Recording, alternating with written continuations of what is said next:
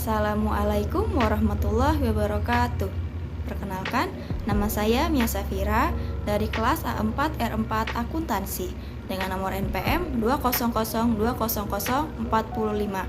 Di sini, saya akan mempresentasikan materi mengenai earning per share. Tujuan pembuatan video presentasi ini yaitu untuk memenuhi nilai ujian akhir semester dengan mata kuliah akuntansi menengah lanjutan. Baik, langsung saja saya mulai presentasinya. Yang pertama, mengenai pengertian earning per share. Pada dasarnya, earning per share adalah suatu perhitungan dividen untuk perusahaan terbuka atau TBK. Seperti yang sudah kita ketahui bahwa tujuan utama suatu perusahaan adalah agar bisa memberikan keuntungan bagi pemilik bisnis atau untuk para pemegang saham perusahaan. Dikutip dari buku Dictionary of Accounting karya Abdullah, earning per share adalah suatu pendapatan bersih milik perusahaan dalam satu tahun yang dibagi dengan jumlah rata-rata lembaran saham yang sudah diedarkan, yang mana pendapatan bersih tersebut akan dikurangi dengan saham preferen yang dihitung pada tahun tersebut. Seorang pakar lainnya bernama Baridwan mengatakan bahwa earning per share adalah suatu pendapatan dalam kurun waktu satu periode atas semua lembaran saham, lalu digunakan oleh pimpinan perusahaan agar bisa menentukan dividen yang nantinya akan dibagikan. Nah, berdasarkan dua pengertian dari pakar di atas, bisa kita tarik kesimpulan bahwa laba bersih perusahaan atau earning per share adalah rasio keuangan yang digunakan untuk mengukur seluruh laba bersih yang didapatkan dari setiap jumlah lembaran saham yang sudah diedarkan. Pengertian lain earning per share adalah suatu representasi dari seluruh jumlah dana yang bisa diterima oleh pemilik saham atas setiap lembaran saham yang dimiliki investor.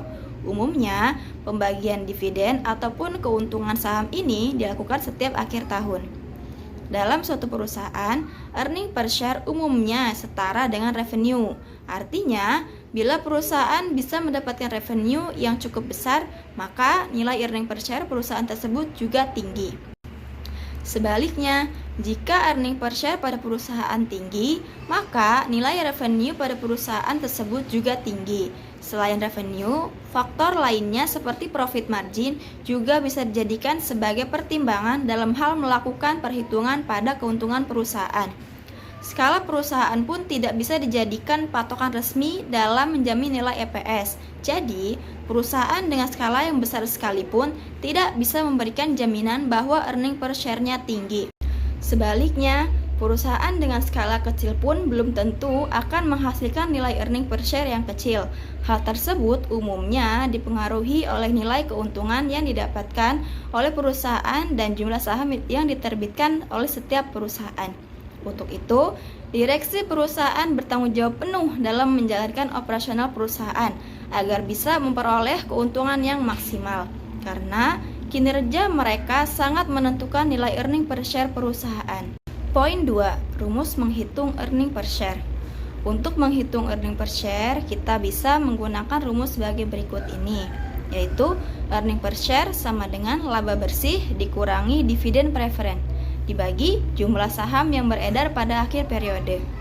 Berdasarkan rumus tersebut, bisa diketahui bahwa untuk menghitung nilai earning per share, kita tidak perlu menginput dividen pada saham preferen. Earning per share hanya menilai pendapatan yang ada untuk para pemilik saham biasa. Sedangkan untuk para pemilik saham preferen harus dikeluarkan terlebih dahulu agar nilainya tidak menjadi pemilik saham biasa. Umumnya, nilai earning per share memang terbilang kecil karena dihitung pada tiap lembar saham yang diedarkan. Namun, setiap investor biasanya tidak hanya mengantongi satu lembar saham saja. Mereka umumnya mempunyai jumlah lot saham yang banyak. Satu lot saham sama dengan 100 lembar saham. Untuk itu, semakin banyak lot yang dimiliki oleh pemilik saham, maka akan semakin besar juga dividen yang akan mereka peroleh. Poin 3. Perhitungan earning per share. Berdasarkan rumus earning per share di atas, bisa kita ketahui bahwa untuk mendapatkan nilai laba per lembar saham akan terlihat sangat sederhana. Namun, dalam proses perhitungannya tetap memerlukan kejelian dan ketelitian agar bisa didapatkan hasil yang akurat. Perhitungan earning per share juga bisa dilakukan dengan menggunakan neraca dan laporan laba rugi. Tujuan utamanya adalah guna mendapatkan jumlah saham biasa yang sedang beredar pada akhir periode, dividen yang harus dibayarkan pada pemilik saham preferen, dan juga laba bersih.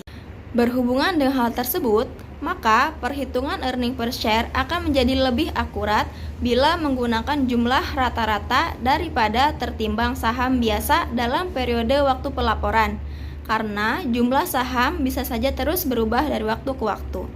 Namun biasanya perhitungan earning per share ini berdasarkan pada laporan keuangan akhir tahun. Kenapa? Karena perusahaan akan lebih sering menerbitkan saham baru dan membeli kembali saham tersebut di sepanjang tahun, sehingga rata-rata nilai saham akan tertimbang digunakan dalam perhitungan. Earning per share pada tiap perusahaan pun nilainya tidak selalu sama, tergantung dari waktu diterbitkannya saham tersebut.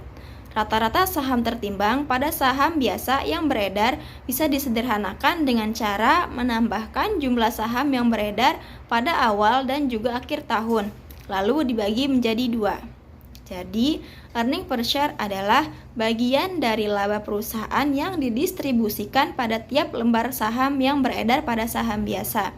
Itu artinya, tidak semua laba perusahaan akan bisa dialokasikan pada saham biasa saja, karena ada beberapa jenis saham lain seperti saham preferen yang diterbitkan pada perusahaan tersebut.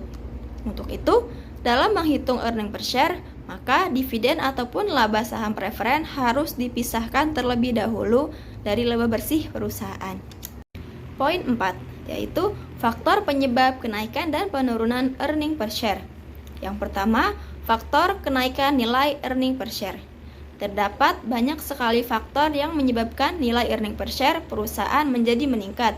Beberapa di antaranya adalah: yang pertama, laba bersih perusahaan dan jumlah saham yang sedang beredar mengalami penurunan.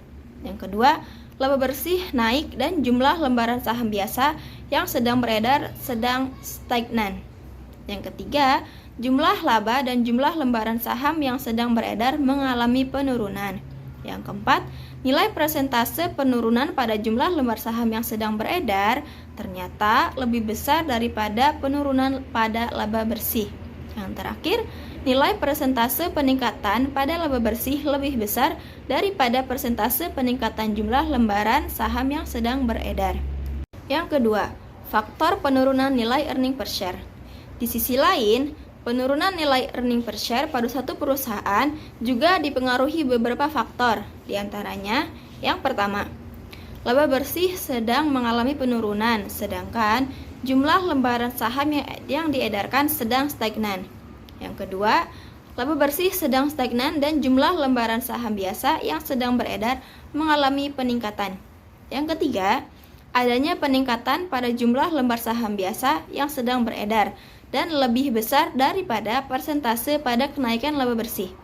Yang keempat, persentase penurunan pada laba bersih mengalami peningkatan daripada persentase penurunan pada jumlah lembaran saham yang sedang beredar.